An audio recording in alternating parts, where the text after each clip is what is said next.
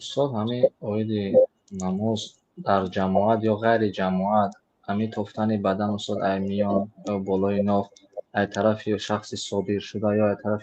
شخصی که خود نماز میخواهد همین حالا در یگان کس اگر بیند نمازش در اون کراهیت خطابی وارد میشه استاد. نه آدمی که دید به هر حال ها نمازش درست است ولی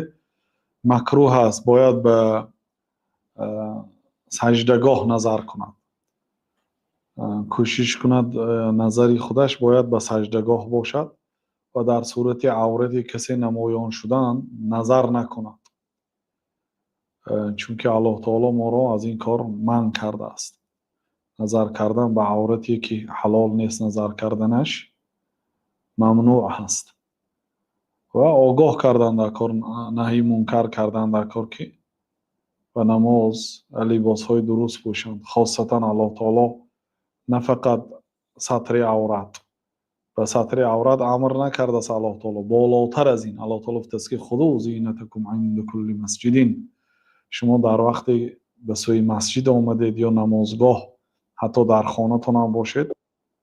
خذوا زینتکم زیب و زینت خود را گیرید در مسجد در مسجد مکان سجدگاه یعنی در وقت نماز یعنی انسان باید زیب و زینت خودش گیرد زیب و زینت این لباس کامل بنابراین اون لباس هایی که پیشتر باباهای ما می پوشیدن لباس های ملی ما لباس های دراز بود جیلک میگن چکمن میگن بعضی منطقه ها جامه اگر با جامه نماز گذارید بگذار جامه های تنوک باشد در تابستان اون جامه همه جای شما رو میپوشد اون شیمه های تنگ این شیمه های جینس یا اینکه دیگر شیمه هایی که حاضر بار آمده است اینا به سلامتی و برای مردها هم ضرر میکنه برادرای عزیز گفتم فردا بعد پشیمان شده میگردید اون پیشینه آدم های لباس هاشون رو ببینید چه خیلی وسیع بود اگر همین شیم پوشن هم شیم های وسیع بود این تنگ از نگاهی نه فقط شریعت از نگاهی طب هم ضرر دارد باید اونجا وسیع باشد بنابراین وقتی که جامه دارید وقتی سجده میکنید پس و پیش خود